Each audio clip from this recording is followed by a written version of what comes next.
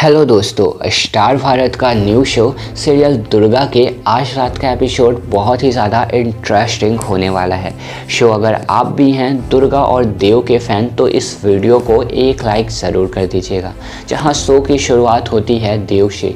यहां पे जो देव है वो दुर्गा दुर्गा चिल्ला रहा होता है, लेकिन तभी यहां पे जो दामिनी अनीसा है वो देव को खींचते हुए कार पे बिठाती है। यहाँ कार में पहले से ही भाई साहब मौजूद होते हैं। यहाँ जो दामिनी है वो कार ड्राइव करती है और गुरदासपुर के लिए रवाना होती है। यहाँ पे जो देव है वो रास्ते में दुर्गा दुर्गा रट रहा होता है और तभी वो बेहोश हो जाता है। उसकी जो नब्ज़ है वो काम करना बंद कर देता है।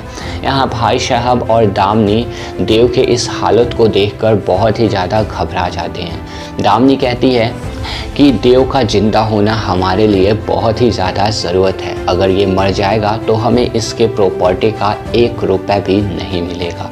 और जो दामिनी है वो भाई साहब से कहकर देव को कार से नीचे उतारती हैं और देव के सीने पे ज़ोर ज़ोर से अपने दोनों हाथों से मारने लगती हैं और ये कहती है उठ देव। तभी यहाँ पे आप देखेंगे कि जो दुर्गा का दुपट्टा है वो कार से उड़ते हुए देव के ऊपर जाकर गिरता है और देव में थोड़ी सी होश आ जाती है। वहीं नेक्स्ट सीन में आप ये देखेंगे कि यहाँ पे दुर्गा के माँ और बाऊजी दुर्गा को लेकर बहुत ही ज़्यादा परेशान होंगे।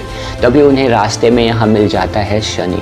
शनि उनसे उनकी परेशानी का वजह पूछता है। दुर्गा के माँ बाऊजी सारी बातें बताते हैं। शनि उनकी मदद करने के बजाय उनसे ये कहता है कि और जोड़ो बाहर से रिश्ते और करो दुर्गा की बाहर शादी। इतना कहकर सनी जो है वहाँ से ताना मारकर चला जाता है। यहाँ दुर्गा के माँ बाबूजी कुछ भी नहीं कहते और दुर्गा को ढूंढते ढूंढते मंदिर पहुँचते हैं। पुरोहित जी कहते हैं कि यहाँ पे तो दुर्गा अब तक नहीं आई है।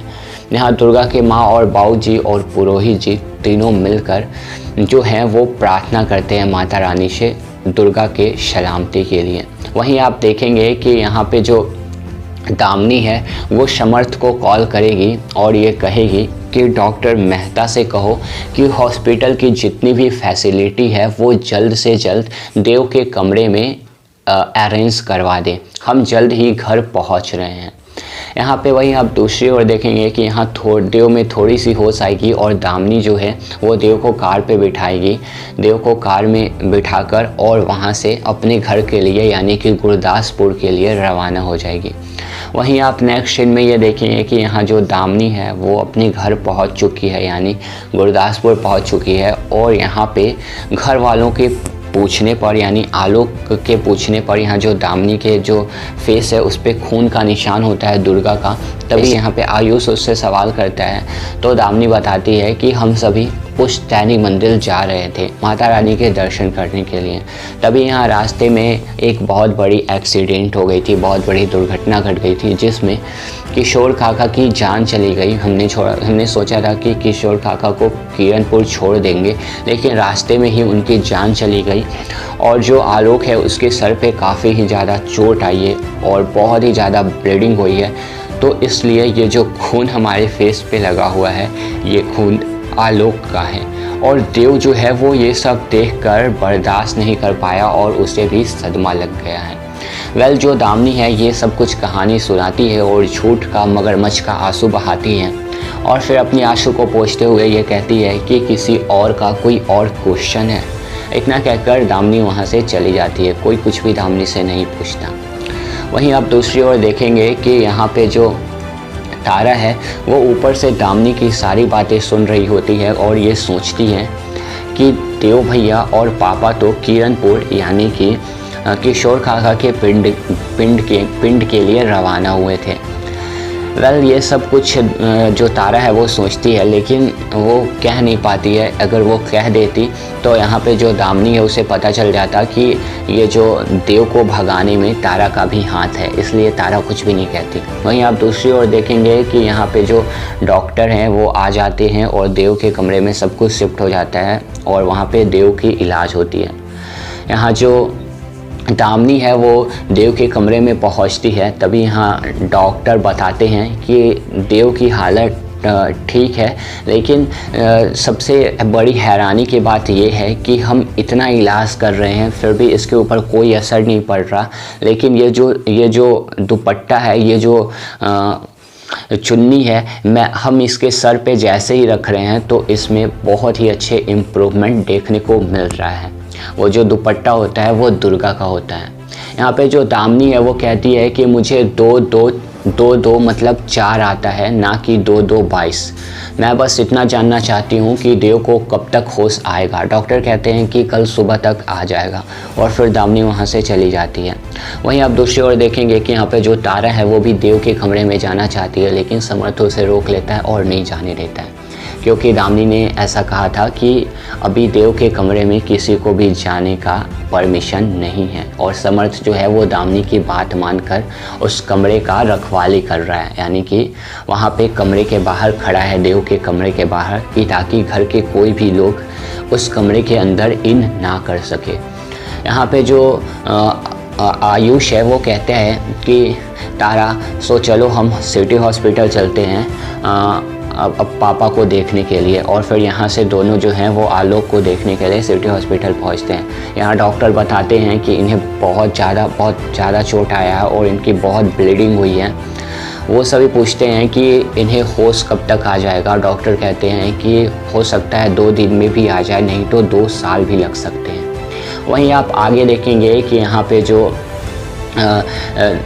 गीतू की माँ है वो पूछेगी दामिनी से कि क्या अब ये शादी होगी। दामिनी कहती है यहाँ पे तभी जो ये नीतू है वो कहती है कि मम्मी जी अगर आप चाहेंगी तो हमने जितने भी अरेंजमेंट करवाया है वो सब भी कैंसिल भी हो सकती है। लेकिन यहाँ जो दामिनी है वो कहती है कि ये शादी होकर ही रहेगी और ये शादी तभी होगी जो हमने मुहूर्त निकलवाया था, ये शादी उसी मुहूर्त में होगी। और वहीं आप दूसरी ओर देखेंगे कि यहाँ पे जो दामिनी है वो रात हो जाता है और दामिनी अपने कमरे में चली जाती है सोने के लिए। तो यहाँ पे जो दामिनी रात में सोई हुई होती है तो उसके हाथ से, उसके बगल में उसका गन रखा हुआ होता है और उसके हाथ से उसके गन पे लग जाता है और वो गन नीचे गिर जाता है। दामिनी अपनी आंखें खोलती है गन को उठाकर ऊपर टेबल पे रखने के लिए। तभी दामिनी ये देखती है कि उसके हाथ खून से लथपथ होता है। दामिनी देखकर बहुत ही ज़्यादा डर जाती है। तभी दामिनी देखती है कि उसके आगे दुर्गा खड़ा होती है। दुर्गा कहती है कि आपको क्या लगा कि आप मुझे मार दोगी, लेकिन नहीं, आप मेरा बाल भी बांका नहीं कर सकती हो, क्योंकि माता रानी मेरे साथ हैं। अब आप देखना कि अब मैं आपकी सुख चैन और नींद कैसे छीनती हूँ। अब आप जहाँ भी जाएंगी वहाँ आपको सिर्फ मैं ही दिखाई दूंगी। मेरे जीने का खौफ आपको जीने नहीं देगी। वेल गाइस, आज का एपिसोड यहीं पे समाप्त होता है। दामिनी जो है वो बहुत ही ज़्यादा डर जाती है दुर्गा के इन बातों को सुनकर। वेल मुझे तो लगता है कि ये दामिनी का एक सपना है। वेल आपको क्या लगता है? आप अपनी राय हमें कमेंट द्वारा ज़रूर बताइएगा।